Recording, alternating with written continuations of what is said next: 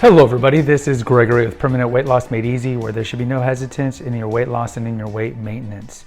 Today we're going to continue this series on ultra-processed foods and talk about the bread aisle. Now before we begin, if you need help with weight loss, contact me through the Clarity FM link found here in the episode notes.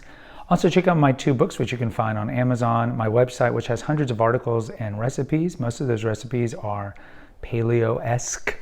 I also have 2 podcasts, The Awakened Man, which is very health related, and The Cinema Rag, which is on movies.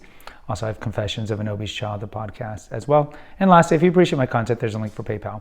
So I'm going to put banners in for the previous episodes on ultra-processed foods.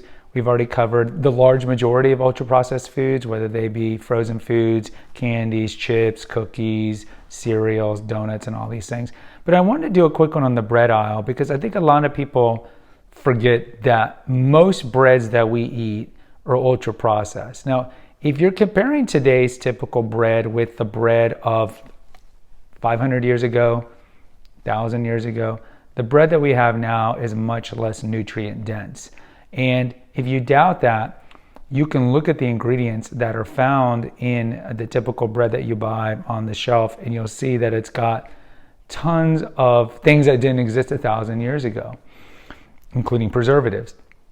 But either way, most of the breads in the bread aisle, or we're also going to talk about other types of things that you put sandwiches and other things in, are made of flour. So we know bread obviously is made of flour. Flour is kind of the runt of the wheat and doesn't have a lot of nutrition. We talked about this in the previous episodes because the large majority of middle aisle foods are made from wheat, whether they be some sort of granola bar, whether it be cereals, whether it be, of course, cookies, brownies, donuts, pasta, all these are made from wheat.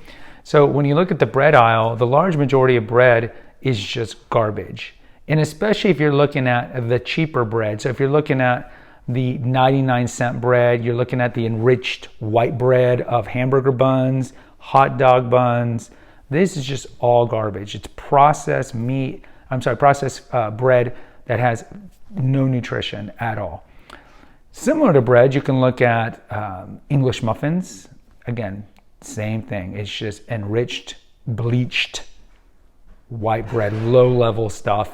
You look at bagels. Bagels is the same issues. And bagels are the way they're created, they are very high in calories. So you can, for the same calories as one bagel, you can have 6 slices of bread. So be careful if you like bagels. And who doesn't like bagels toasted with cream cheese or jam? It tastes great, don't get me wrong, but again, calorically, you're getting a lot of calories, not a lot of nutrition. You look at tortillas.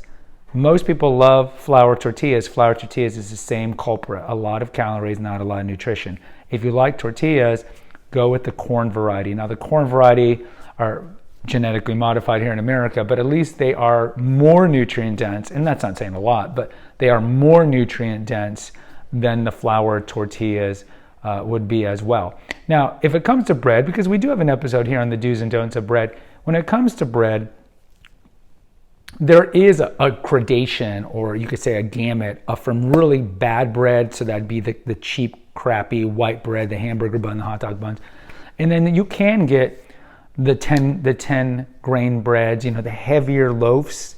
Those are going to be more nutrient dense. They're going to have more fiber. And some of them will actually have seeds in it, like millet seeds and other things like that. So that's what I would recommend if you're going to eat bread. There's a lot of variants of breads. Of course, you don't have to get flour-based bread. There are breads made from other grains that you can do. There's Ezekiel breads. There's breads that aren't leavened. There's tons of different breads. And I would tell you, make your own bread, right? Make your own bread. It's just like what we talk about with soups, with most of the foods. Because you make your own bread, you can control the recipe, you can control the ingredients, you can put whatever you want in there, and you can make it more nutrient dense than the store-bought crap variety that we typically find. So I would tell you that's the best option overall. And making bread is not hard. I do have a bread maker. You throw the things in there and then you turn it on. It just smells so good and it's so warm. And I talked about before on not to listen to the puritanical purists. A life without bread is almost a life not worth living. So if somebody tells you if you want to lose weight and keep it off for 30 years like I have, you can never eat bread, I would tell you not to listen to these people, because you have to find a plan that is tenable, that is maintainable, that is feasible. And never eating bread or pasta or all the wheat-based stuff, it's just not tenable. It's not possible. There's going to be exceptions, of course. There's going to be people who say they haven't done it. But as a whole, unless you have celiac disease, there's no reason to eliminate bread altogether. That being said, you do want to limit bread because bread doesn't have a lot of calories, and this is one of the reasons why we're overweight, is because we're eating a lot of foods with a lot of calories and low nutrition. And when you do eat bread, try to either make your own bread or get the high 10-grain stuff, the nutrient-dense stuff. Guys, I hope this helps. Post in the comments. I'd love to hear from you. Until next time, take care. God bless and pray.